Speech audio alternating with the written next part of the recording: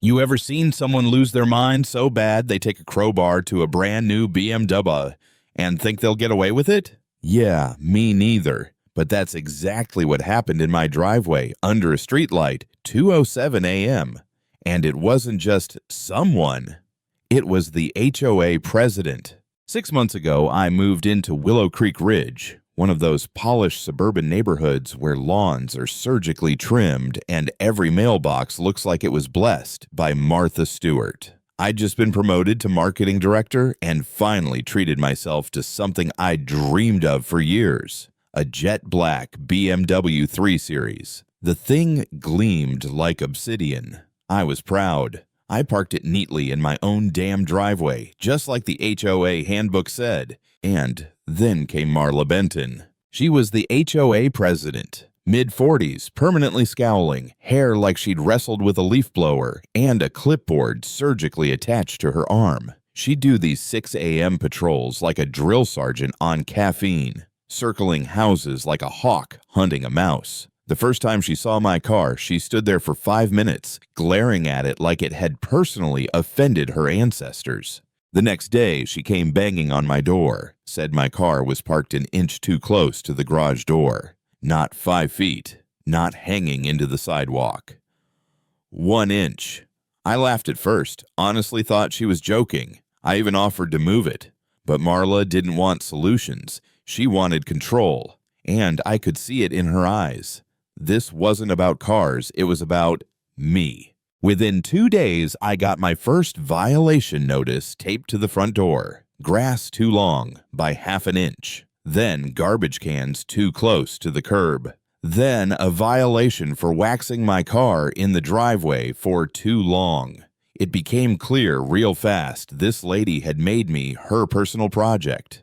But I wasn't about to play victim. I started documenting everything. Installed security cams, clearly visible, legally placed, angled at my property. I wanted to be ready. And sure enough, the cameras caught her snooping, scribbling notes, even timing how long I washed my car. Still, I played it cool. I didn't yell.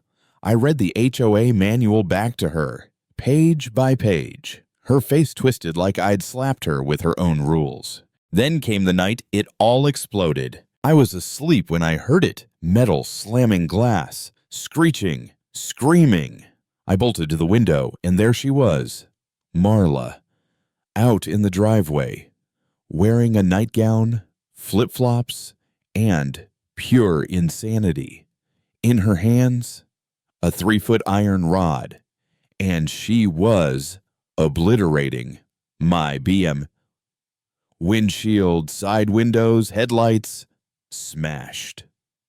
Paintwork, shredded, screaming, "You don't belong here!" with every swing. I was frozen. Then I realized my cameras were recording. Every word, every hit, every unhinged rant. I turned on every porch light and stepped outside with my phone rolling. "Smile for the camera, Marla." She froze like a busted raccoon. I walked toward her, calm as ever. "Thanks for the $4,500 insurance claim." She dropped the rod, ran home barefoot, and left me standing in the glass and metal remains of what used to be my dream car. Now, I could have called the cops right then. But see, I'm in marketing. I understand psychological pressure. So I waited till 6 a.m. and sent her a polite email.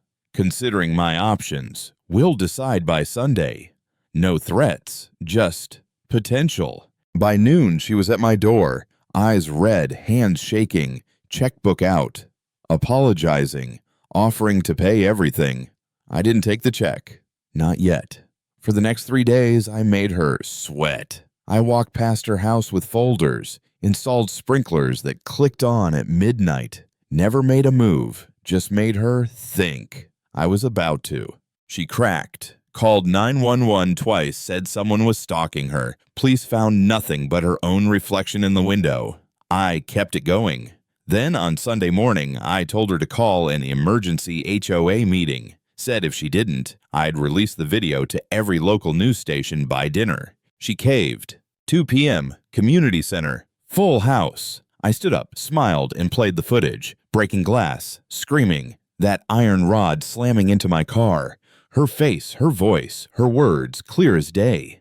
People gasped. A neighbor, Frank Doyle, stood up and said, "Now I know who took my damn cat." The room erupted. And Marla, she broke, cried, screamed, admitted everything, even confessed to losing her teaching job for throwing a book at a student. And then I dropped the final line. "Oh, by the way, this meeting's being live streamed. Over 1,200 viewers. Say hi, Marla." Vote was unanimous. She was stripped of power, escorted out, and never heard from again. So, was it justice or just revenge?